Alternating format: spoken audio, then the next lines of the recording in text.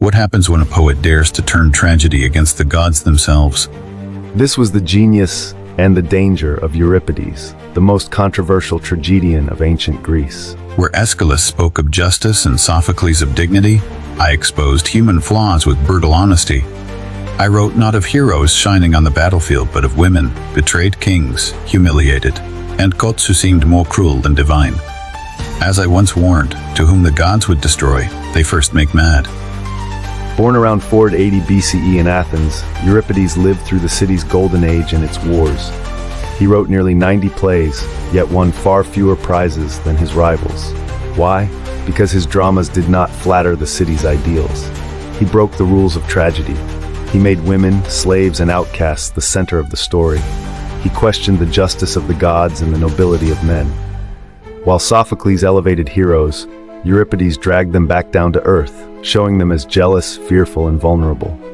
Take Medea, a woman abandoned by her husband Jason, betrayed, humiliated, enraged. Euripides gives her not only a voice but a terrifying power.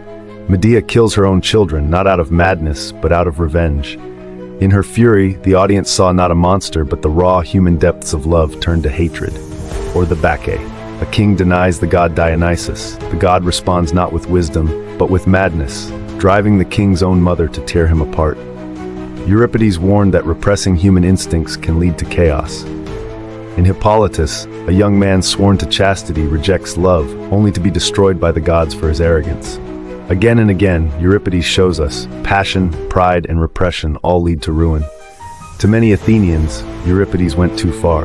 He was mocked by the comic playwright Aristophanes as the poet who made tragedy common. He stripped away divine grandeur, leaving the audience face to face with cruelty, both human and divine.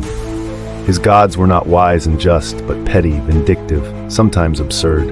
Aristotle would later call him the most tragic of poets, because he forced audiences to feel the rawest emotions. He did not offer comfort, he offered truth. Though underappreciated in his own lifetime, Euripides' influence grew after his death. Roman philosophers like Seneca drew on his themes of passion and fate. Shakespeare echoed his intensity in Hamlet and Othello. Even modern psychology owes him a debt. Freud saw in Medea the terrifying power of repressed emotion. The Bacchae reads like a case study of hysteria and collective madness. Today, his plays still unsettle us. They refuse to let us hide behind illusions. They confront us with betrayal, desire, revenge, and the madness that lies just beneath civilization.